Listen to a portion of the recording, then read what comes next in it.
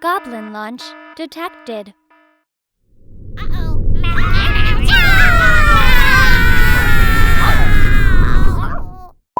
Hey gang, and welcome back to Conquering Your Commander, a series that I used to do a lot of and kind of fell out of doing it. But I'm happy to say it's back and in a new format with me in front of the camera, which is kind of terrifying and very exciting. Before we get into today's game, I also want to tell you about today's sponsor, which is Into the AM. They've been a great sponsor for me for over a year and a half, and they jumped at the opportunity to help me make this series because I would be in front of the camera and get to showcase their cool graphic tees. Between March 9th and March 12th, you can get up to 40% off their graphic tees and potentially even further savings by using my affiliate link you'll see down below.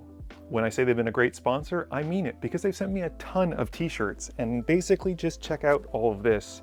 What I've decided to do is that today in the video, for every retake I need to do, I'm going to change my shirt to give you a sense of just how many times I have to say the same line over and over again. But beyond looking good in these t-shirts, I also want to talk to you about one of my favorite commanders, Trostani. I know you've seen her in my games, and you probably have an inkling of what she does.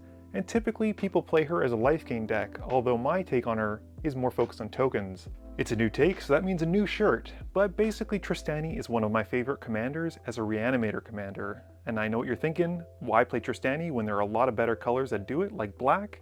Well, that's because I wanted to make a challenge for myself, by not playing the typical colors and having to force myself to play cards I normally wouldn't.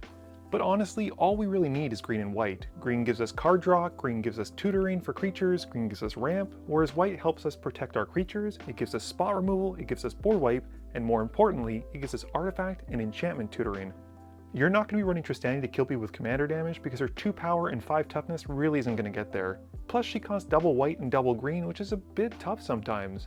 The real reason you're going to be running it is number 1, to gain a bunch of life from her first ability, where you gain life equal to toughness of creatures that come in, and the second ability, a tappable, reusable populate mechanic.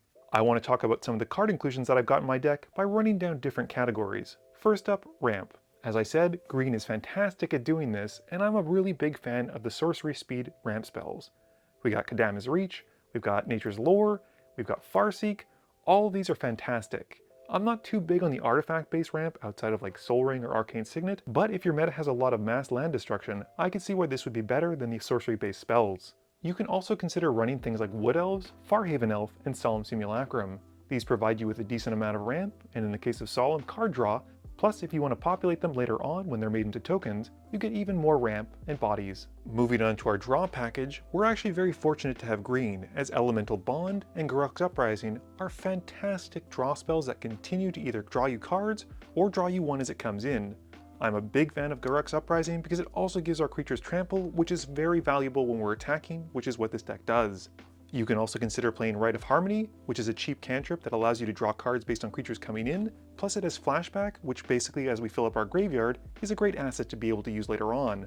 But my absolute favorite draw spell in this deck is Greater Good. Not only is it a free sacrifice outlet, which for a graveyard-based deck is something we always want to have, as it allows us to sacrifice our creatures to put them into the yard, and then basically make them into tokens later on. It gives us a way to draw a bunch of cards since a lot of our creatures have huge power, not to mention its ability allows us to draw cards and simultaneously discard 3 cards, which helps us fill up our graveyard and put key targets into the yard. It's easily the strongest draw spell in the deck, and definitely one of the ones that people need to remove or let us get out of control very quickly. As I said before, one of the best abilities about Trostani is the fact that she has Populate built into her that you can use over and over again, albeit only once per activation. What you want to do is consider running cards that allow you to untap her multiple times before your next turn, like White Plume Adventurer. I love the initiative mechanic, it gives you tons of value, especially as it comes in, you basically go and find a basic, which is just Plus, you can also consider running Drum Bellower, which allows you to untap on every opponent's upkeep, but only your creatures, which for us isn't a problem.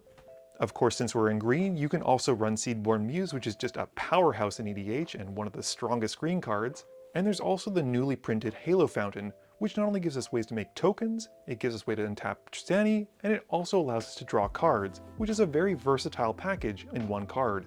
Now, to get to the heart of the deck, we want to take creatures that normally can't be made into tokens and make them into tokens. This is the best part about the deck, and one that opponents are typically the most impressed with and also terrified of, so let's get into some of those. One of the strongest of these is Seance, as it triggers on everyone's upkeep, although you do lose a token at the end of that turn, which means you really need to have a populate mechanic active and going. There are also a few more expensive ones like Helm of the Host and Legion's Loyalty, which have a huge impact on the board as soon as you resolve them, but they have a massive initial cost. Helm of the Host also has the downside of having to pay for the equip cost every time you want it to move to another creature, but it does have the upside of getting rid of that legendary rule, which means you can have multiple Trostanis and gain so much life and so much populate. There's also Mimic Vat, which is one of the most powerful cards in the deck, as it's only costing 3 mana to cast it and then 3 mana to activate it. I say it's very powerful because it not only allows you to exile your creatures to make them into tokens, it allows you to exile your opponent's creatures to make them into tokens, which allows you to populate those creatures and make tokens of stuff that you never really should, which is just awesome. In addition to all the brand new token makers, we've also been spoiled with creatures that make tokens, and 2 of the ones that I want to talk to you about are from Warhammer 40,000 Universes Beyond deck, and they're from the Space Marine deck, and that's the Ultramarines Honor Guard and the Space Marine Devastator. The Honor Guard is just a fantastic anthem and allows you to basically really pump up your board, assuming you have a lot of mana. The Space Marine Devastator is still very powerful though, just not as good as an anthem effect times X, where X is the amount of mana you want to dump into the spell. You're able to at least blow up 1 artifact or enchantment as it comes in, and by paying 2 colorless extra, you get a second copy. Oftentimes I only pay for it once unless I have a lot of troublesome artifacts or enchantments that need to be dealt with, as it sets me up for later on removal when I have Trostani out and can populate at the end of turn before my turn.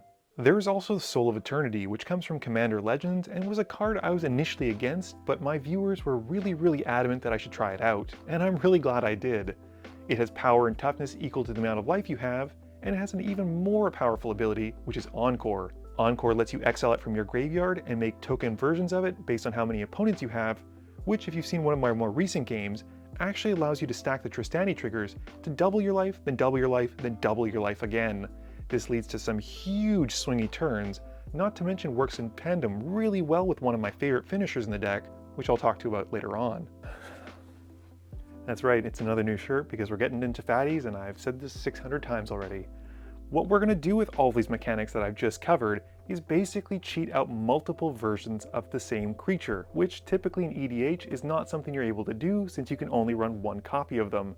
My absolute favorite card to do this in the deck is Ulvenwald Hydra.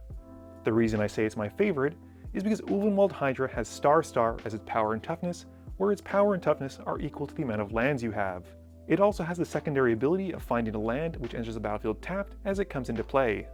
You're able to layer this to find the land first and then gain the life with Trostani, and basically allows you to find a lot of really critical lands that will help you out later on, like Mirror Pool or Rogue's Passage. Since we're only running green and white, we only have a few ways to protect ourselves, like Heroic Intervention and Teferi's Protection.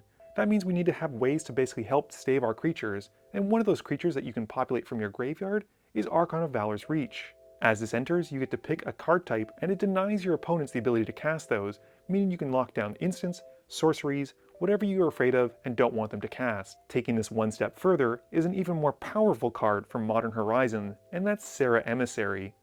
As it comes in, you get to name a card type, and basically you and your creatures have protection from whatever that card type is. Typically the first thing I'll announce is creatures, as it allows me to block and not have to worry about my life loss.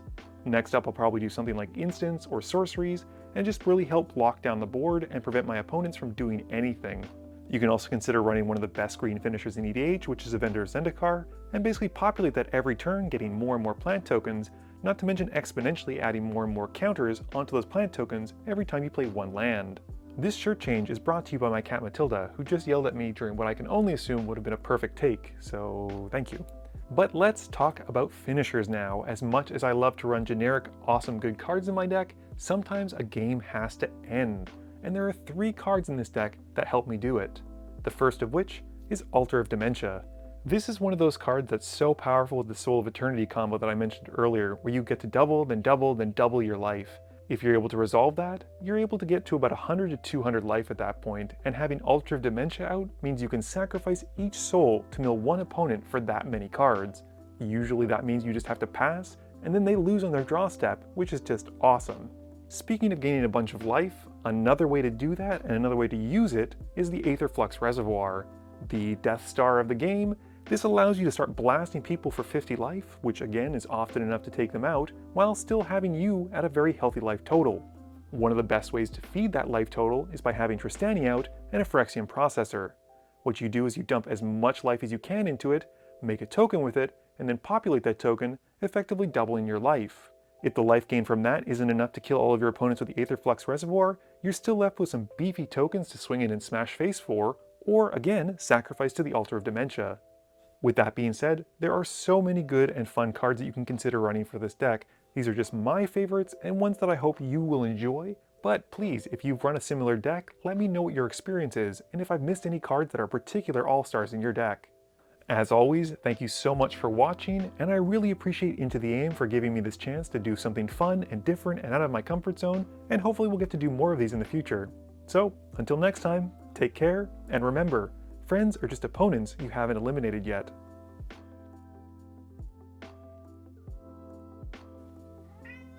Oh, Mumu, no.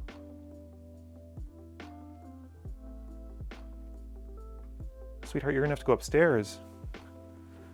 Yeah, can you go upstairs, love? Can you go upstairs? Yeah, I know. I don't want you yelling at me when I'm making a video. Yeah. But let's talk about finishers. As much as I love to